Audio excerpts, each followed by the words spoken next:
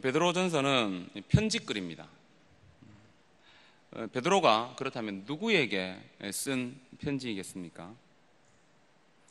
각 지역에 흩어져 나그네로 살고 있는 성도들을 위해 쓰여진 편지가 베드로 전후서입니다. 그렇다면 이 베드로 사도는 왜 이 편지를 쓰게 되었을까요?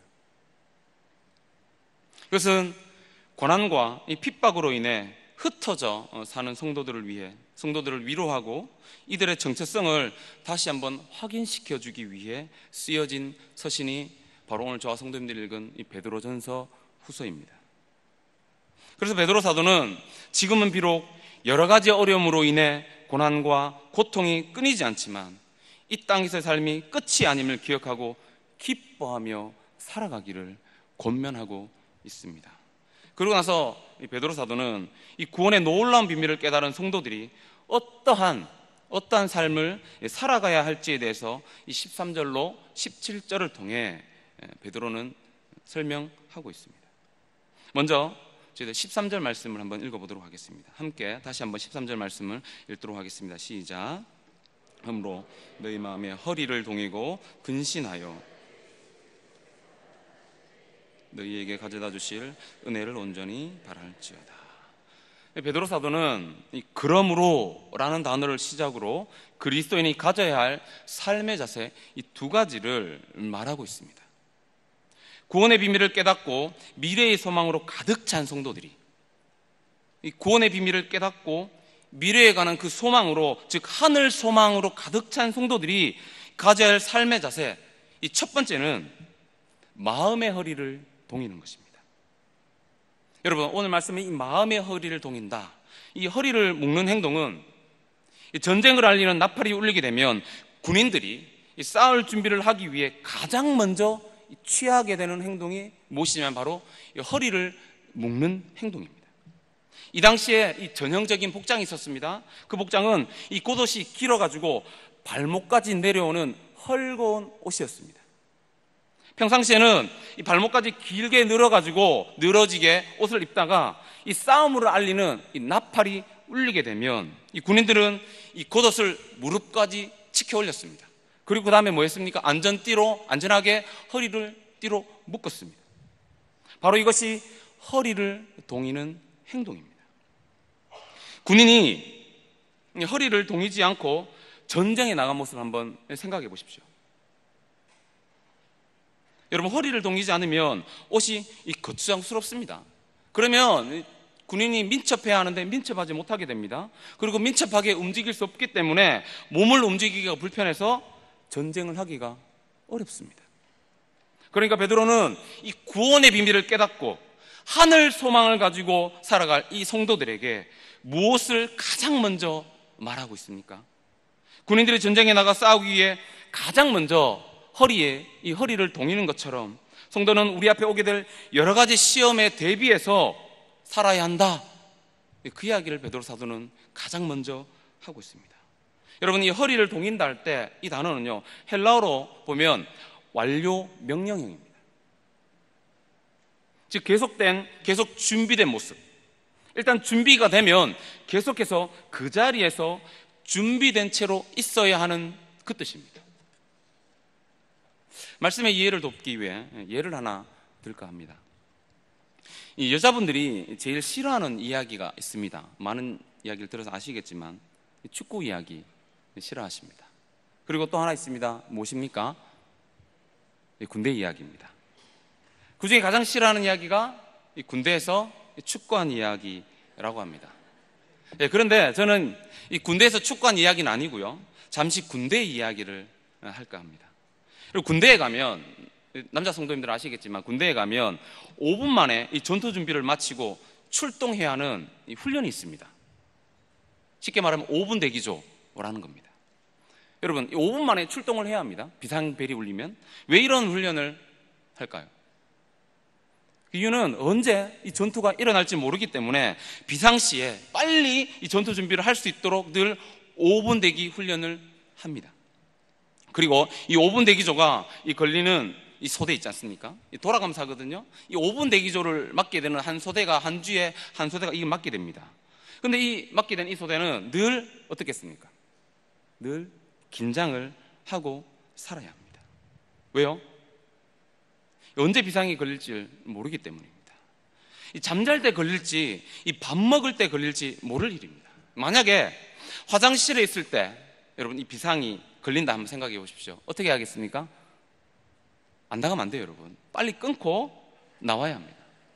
실제로 있은 일입니다, 여러분. 그래서 5분 대기 전은 잘 때도 이 군복을 입고 잡니다. 그리고 전투화랑 이 전투 장비를 가져가기 좋은 위치에 놓게 됩니다. 왜 이렇게 할까요, 여러분?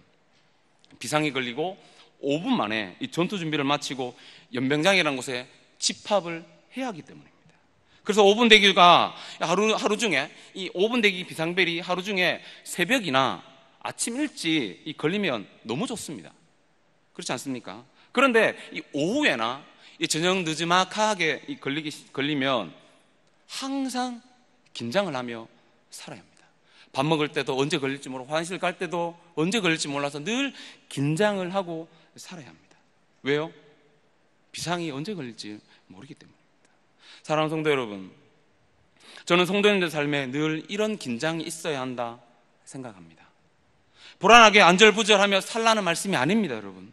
우리 앞에 언제 닥칠지 모를 고난과 환난과 이 핍박 앞에서 우리가 믿음을 지키며 살기 위해 이런 신앙의 긴장이 필요하다는 겁니다.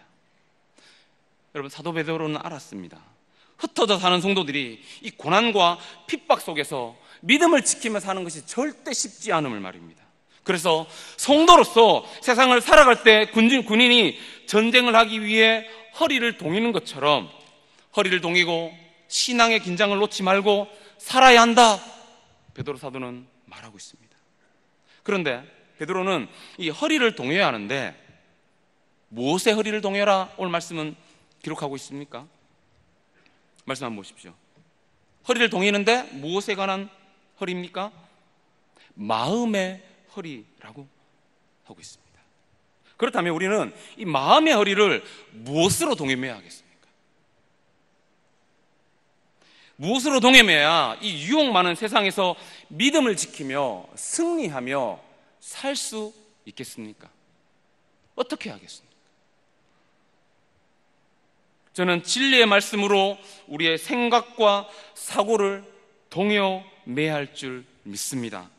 왜냐하면 우리의 행동은 언제나 우리의 생각과 사고에서 비롯되기 때문입니다. 우리는 언제나 우리가 생각하고 사고한 것의 지시를 받게 되어 있습니다. 우리의 생각이 말을 통해 나오게 됩니다. 여러분들이 하루 종일 생각하고 고민하는 것들이 이 시간 무엇이었는지 한번 생각해 보십시오. 하루 종일 오늘 하루만 무엇을 생각하고 고민하며 살았는지 한번 돌아보십시오. 우리의 생각이 말을 통해 나오게 됩니다. 여러분들이 하루 종일 생각하고 고민하는 것들이 무엇입니까? 그리고 지금 어떤 삶을 살고 있는지 한번 돌아보십시오. 만약 우리의 생각과 사고들이 끊임없이 불순하고 불만이 가득 차게 되면 그 불순함과 그 불만이 곧 우리의 삶 가운데 그 모습을 드러내게 될 것입니다. 사랑하는 교회 여러분, 생각이 행동을 낳게 됩니다. 매번 하는 우리의 행동이 우리의 습관이 됩니다. 습관이 그 사람의 인격이 되고요, 인격이 그 사람의 운명을 결정하게 됩니다.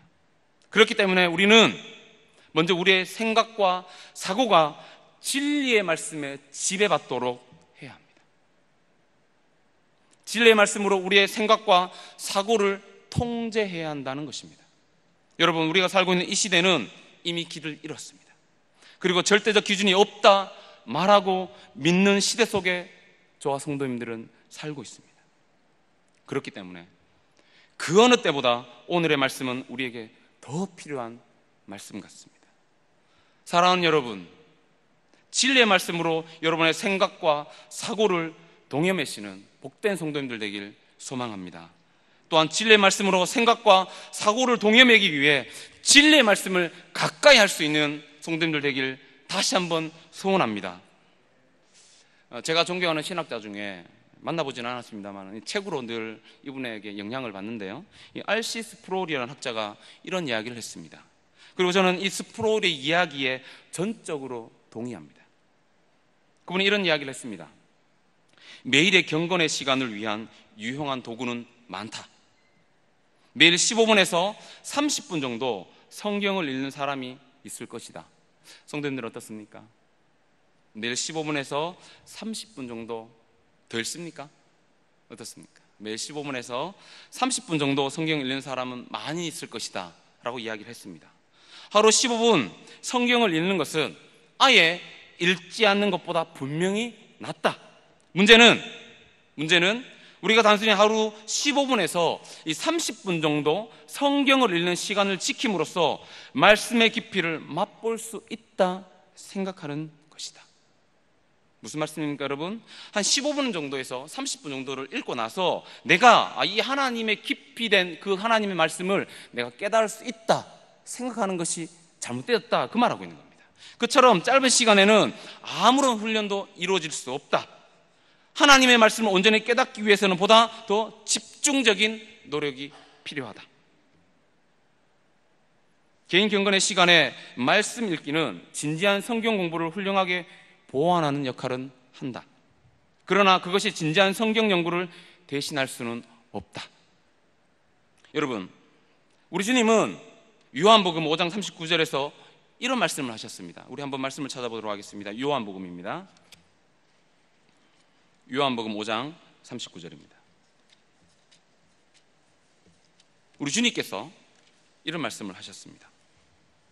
상공일반을 하시는 분은 5가 하나님의 말씀이라는 주제에 나오는 말씀 구절입니다. 여러분, 5장 39절입니다. 다 같이 요한복음 5장 39절입니다. 다 같이 한번 읽어보도록 하죠. 시작. 영생을 얻는 줄 생각하고 성경을 연구하거니와 이 성경이 곧 내게 대하여 증언하는 것이니라. 여러분, 하나님의 말씀을 가까이 하고 진지하게 연구할 수 있기를 바랍니다.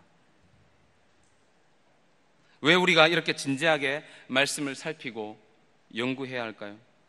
오직 하나님의 말씀만이 세상을 이기는 힘이 되기 때문입니다. 오늘 우리가 읽지는 않았습니다만 오늘 우리에게 주신 이 베드로전서 1장 23절을 보시면 하나님의 말씀을 이렇게 표현하고 있습니다. 여러분, 그 말씀에 보면 썩지 않고 살아있고 영원히 계신 말씀. 여러분, 썩지 않고 살아있고 영원히 계신 이 말씀이 저와 성도님들 거듭나게 하고 우리의 심령을 날마다 새롭게 하시며 썩지 않는 하늘의 유업을 소유하게 하는 줄 믿습니다.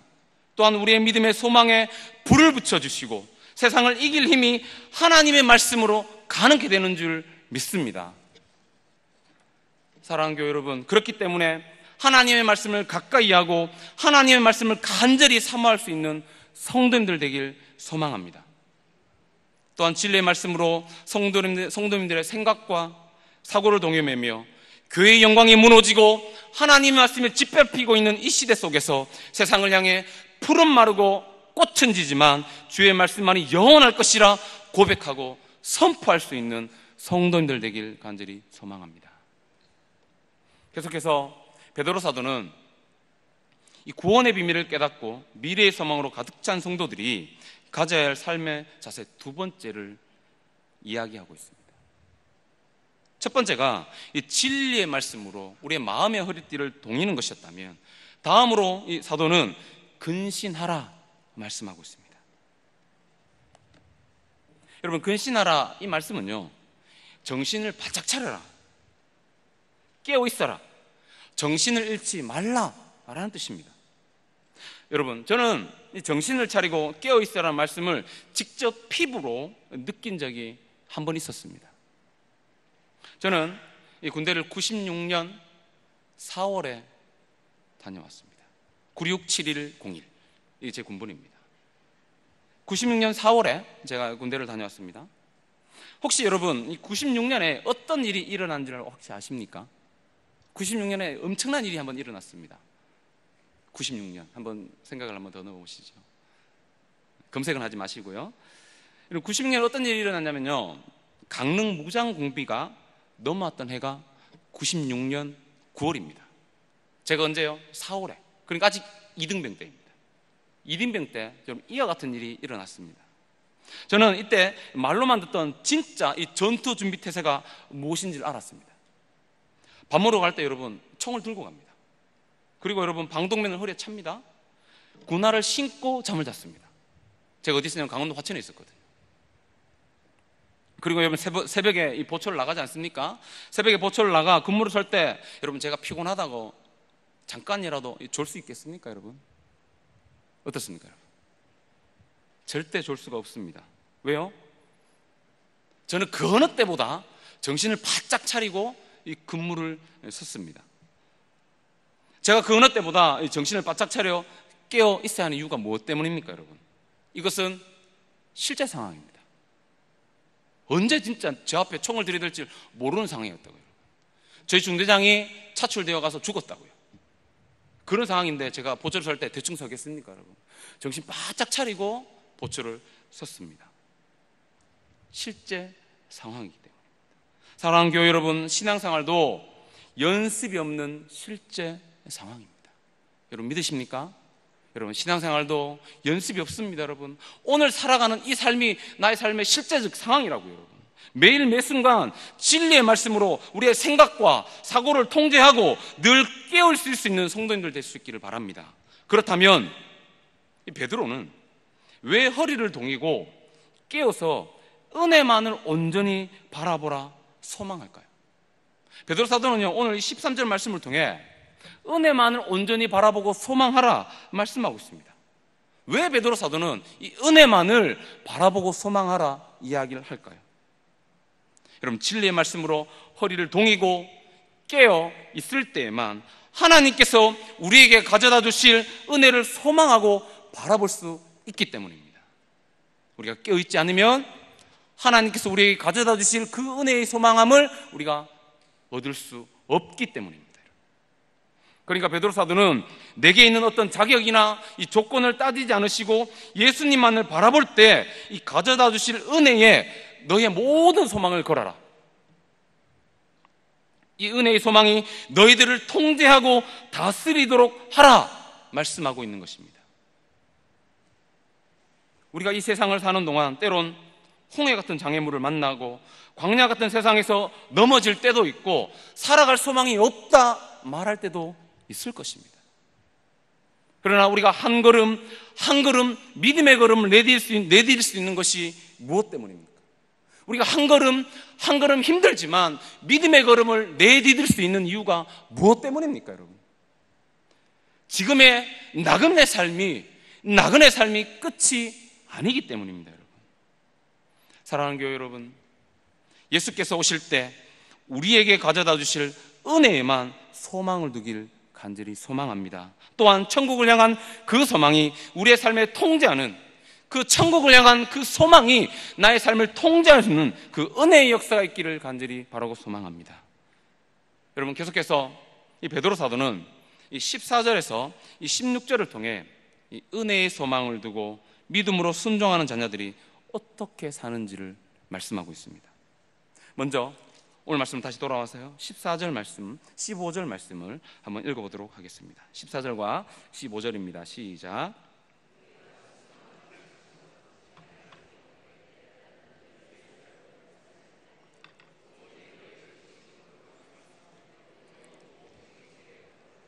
아멘. 여러분 14절 말씀을 좀 쉽게 번역하면 이렇습니다. 은혜의 소망을 두고 믿음으로 순종하는 사람은 과거에 예수를 믿기 전에 정욕을 따라 살던 방식대로 살지 않는다. 은혜의 소망을 두고 믿음으로 순종하는 사람은 과거의 삶에 연연하지 않는다는 겁니다. 그렇다면 여러분은 지금 무엇을 따라 무엇을 쫓아 살아가고 있습니까? 베드로 사도는 이렇게 말합니다. 은혜의 소망을 둔 사람은 정욕을 따라 살지 않습니다. 그리고 순종하는 자녀들과 같이 산다 말씀하고 있습니다. 그리고 정욕을 따라 살지 않고 순종하며 살아야 하는 그 이유를 15절에 설명하고 있습니다. 여러분 그 이유가 무엇입니까? 우리를 불러주신 분이 거룩하시기 때문입니다. 사랑하는 교회 여러분, 오늘 15절 말씀해 보십시오. 너희를 불렀다 말씀하고 있습니다. 누가 불러주셨습니까? 하나님께서 저와 성도님들을 불러주셨습니다. 그러면 누구를 불러줬습니까? 누구를? 허물과 죄로 죽었던 자들입니다. 전혀 살 소망이 없던 저와 성도님들을 하나님께서 불러주셨습니다. 그러면 어디에서 불러주셨습니까? 어디에서요? 4절 말씀 한번 보십시오. 4절 말씀입니다. 4절 말씀 한번 읽겠습니다. 시작. 썩지 않고 더럽지 않고 쇠하지 않은 유업을 잊게 하시나니 곧 너희를 위하여 하늘에 간직하신 것이라. 여러분 4절을 보시면 썩어가고 더럽고 쇠해가는 세상으로부터 불러내셔서 썩지 않고 더럽지 않고 쇠하지 않는 나라에 속하게 하신 겁니다. 그렇다면 왜 우리를 불러주셨습니까? 썩어가는 세상 속에서, 더러운 세상 속에서, 쇠해가는 그 세상 속에서 왜 저와 성도님들을 불러내셨냐는 겁니다. 그 이유는 15절 하반절에 있습니다. 15절 하반절을 보십시오. 너희도 모든 행실에 거룩한 자가 되라. 이 말씀은 모든 행실에서 거룩한 자가 되어 가라 하는 말씀입니다. 모든 행실에 거룩한 자가 되어 살도록 하기 위해 우리를 불러주셨다는 겁니다. 모든 삶 속에서, 내가 하루하루 살아가는 그 모든 삶 속에서 하나님께서 거룩한 자가 되어 가도록 하기 위해 하나님께서는 썩어가는 그 세상 속에서 죽어있던 나를 불러내셨다는 겁니다. 그렇다면 왜 거룩한 자가 되어야 합니까? 왜 우리는 거룩한 자가 되어야 하겠습니까? 여러분 데살로니가전서 4장 3절에 보면 하나님의 뜻은 이것이니 너희의 거룩합니다. 하나님의 뜻은 이거다. 근데 그거는 너희의 거룩합니다 말씀하셨습니다. 그리고 에베소서 5장 25절과 26절에 보시면 그리스도께서 교회를 사랑하시고 그 교회를 위하여 자신을 주신 이유가 나와 있습니다. 그 이유가 뭐냐면 우리를 깨끗하게 하사 거룩하게 하시기 위해서다 말씀하고 있습니다. 또한 히브리서 12장 14절에 보면요, 거룩해지지 않고는 아무도 주님을 만나 뵙지 못하기 때문입니다. 이 말씀 두려운 말씀으로 받아야 합니다. 아무도 거룩해지지 않고는 주님을 뵙지 못한다. 여러분 구속의 목표는 거룩입니다. 우리를 구원하신 그 구속의 목표는 거룩입니다. 그렇다면 모든 행실에서 하나님의 거룩한 사람이 되어가기 위해 어떻게 해야겠습니까?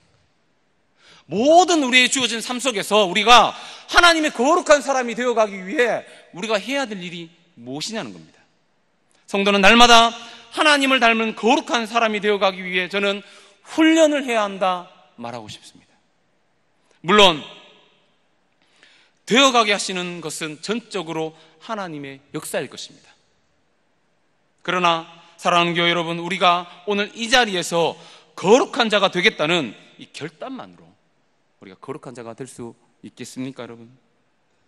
결단만으로는 우리는 거룩한 자가 될 수 없습니다. 여러분 오늘 기도해 보십시오. 하나님, 나는 거룩한 자가 되고 싶습니다. 그런다고 해서 우리의 삶이 거룩해지냐고요?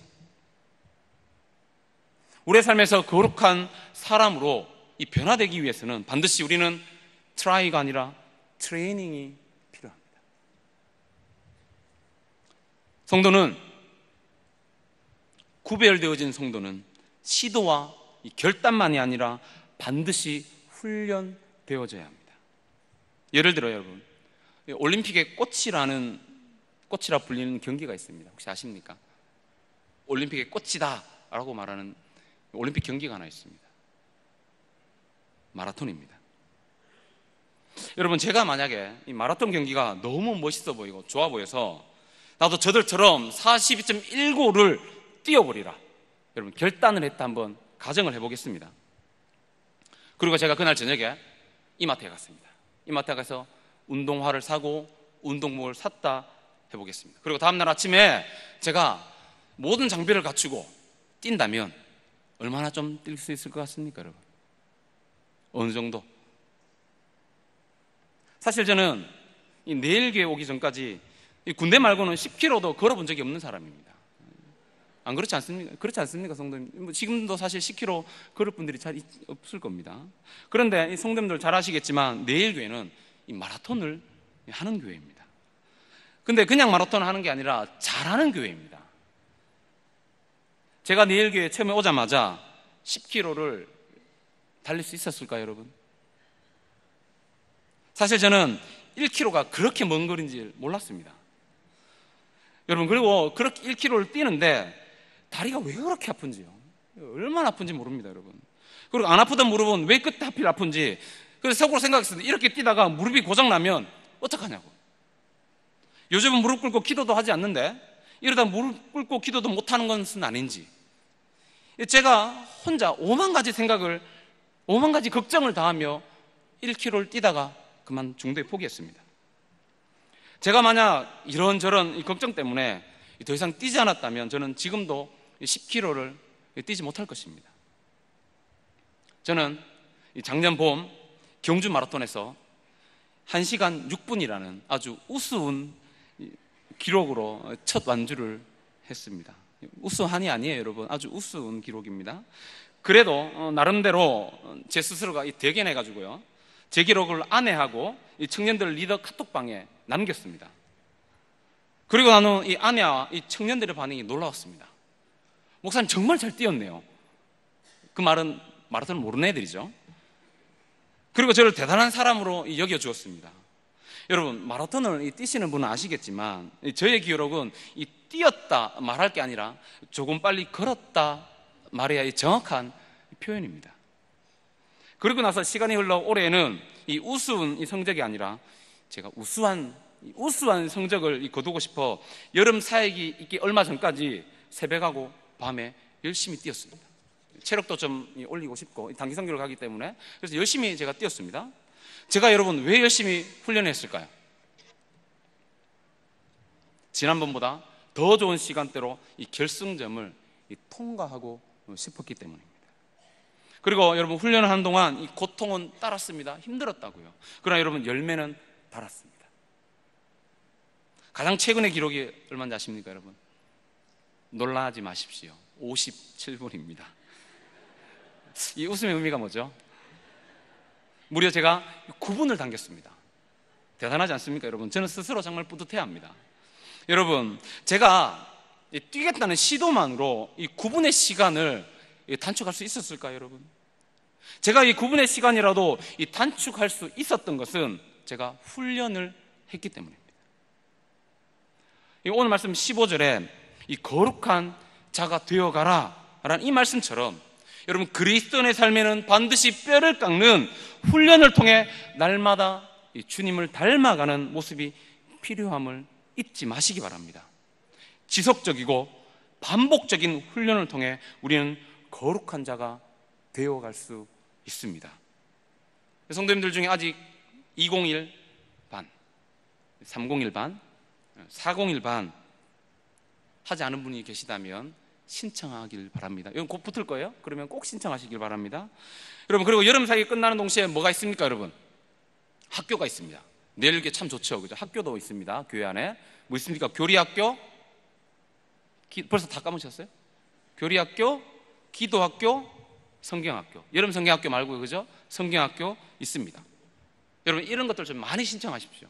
많이 신청하셔서 하나님의 사람이 하나님의 말씀으로 훈련되어 하나님의 거룩한 사람들로 세워질 수 있는 귀한 은혜가 있기를 소망합니다. 아멘. 오늘 수업에 나오신 모든 성도님들은 제가 한번 지켜보겠습니다. 그렇다면 우리는 왜 이 진리의 말씀으로 허리를 동이고 깨어 날마다 우리에게 가져다 주실 은혜를 소망하며 세상과 구별된 거룩한 자들로 살아가야 할까요? 저는 17절 말씀을 통해 오늘의 말씀의 결론을 내리고자 합니다. 17절 말씀을 보시면 거룩하신 하나님을 베드로 사도는 이렇게 표현을 하고 있습니다. 여러분, 사도가 하나님을 표현하는데 어떻게 표현하고 있습니까, 여러분? 하나님을 향해 외모를 보지 않으시고 행위대로 심판하는 분이다. 그러니까 너희들 나그네로 살고 있지만 두려움으로 지내라. 그렇다면 성도님들은 외모를 보지 않고 행위대로 심판하시는 분이 저와 성도님들의 하나님이심을 믿습니까? 다시 한번 질문하겠습니다. 외모를 보지 않으시고 행위대로 심판하시는 분이 저와 성도님들의 하나님이심을 여러분은 믿습니까? 우리는 이 하나님을 향해 지금도 예배를 드리고 있으며 기도하고 있습니다. 그런데 베드로 사도는 성도들이 이 땅을 사는 동안 왜 두려움으로 지내라 말하고 있습니까? 하나님, 우리가 예배하면 잘 드리고 기도 유창하게 하고 많은 섬김 등 이런 형식적인 것을 보지 않으시기 때문입니다. 하나님께서 외모를 보지 않는다. 저는 이 말씀을 묵상하는데 목회자인 제게 하시는 말씀으로 들리면서 오늘의 말씀이 사실 너무나 두려웠습니다. 목사로서 예배 잘 드리겠죠? 안 그렇겠습니까, 여러분? 목사니까 기도도 좀 은혜스럽게 하지 않겠습니까? 그리고 주의 몸된 교회도 잘 섬기고 있다 생각하지 않겠습니까, 여러분? 그런데 하나님께서 저를 판단하실 때는 제가 목사니까 목사로서 얼마나 많은 일을 섬겼냐, 얼마나 대단한 일을 했냐, 이거 가지고 판단하지 않겠다는 겁니다, 여러분. 하나님은 이 목사라는 이런 외적인 타이틀을 보지 않습니다. 하나님은 제가 목사이기 전에 성도로서 거룩하게 거룩을 추구하며 살고 있느냐,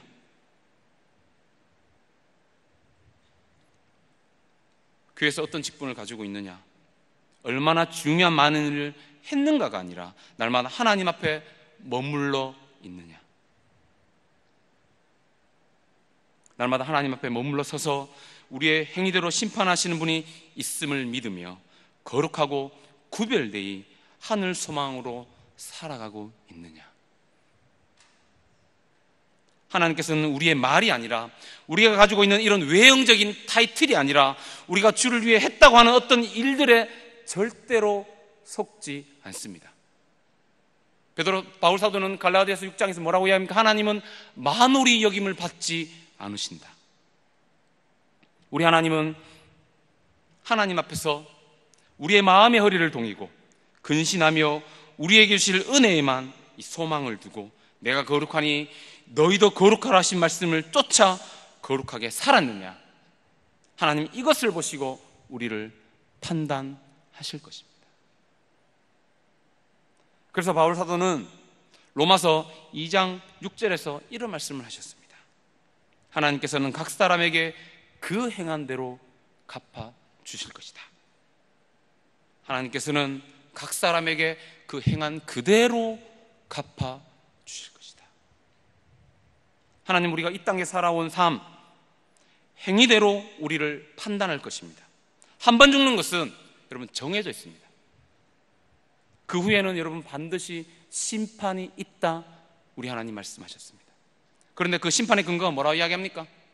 외모를 보지 않는다 이야기합니다. 우리가 살아온 삶, 그것을 가지고 평가하시겠다 말씀하고 있습니다. 우리의 실제 삶에서 구체적인 순종의 행위를 보여주지 못한 이 삶을 살고 있으면서도 이 정도면 잘 살고 있지, 이렇게 말하며 자신의 삶을 과대평가하면서 살고 있는 자들이 있다면 이는 스스로를 속이는 행동에 지나지 않음을 깨달아 알기를 소망합니다. 여러분, 중요한 것은 내 나름의 강한 확신이나 자신감을 가지고 말하고 고백하는 것이 우리의 심판의 기준이 아니라는 겁니다. 나에게 주어진 매일의 삶에서 내가 믿고 말하고 기도한 대로 사는 삶, 즉 행위가 살아있는 삶, 이렇게 살아온 삶만이 하나님 앞에서 유일한 심판의 근거가 될 줄 믿으시기 바랍니다. 사랑하는 교회 여러분, 말씀을 정리하겠습니다. 날마다 진리의 말씀으로 여러분의 생각과 사고를 붙들어 맬 수 있기를 소망합니다. 또한 날마다 깨어 있어서 예수께서 오실 때 가져다 주실 그 은혜를 온전히 소망하고 바라볼 수 있기를 바랍니다. 그리하여 날마다 모든 행실에 거룩한 자가 되어 은혜로 우리에게 베푸신 구원을 두렵고 떨림으로 이루어 가시는 모든 성도님들 되길 간절히 소망합니다.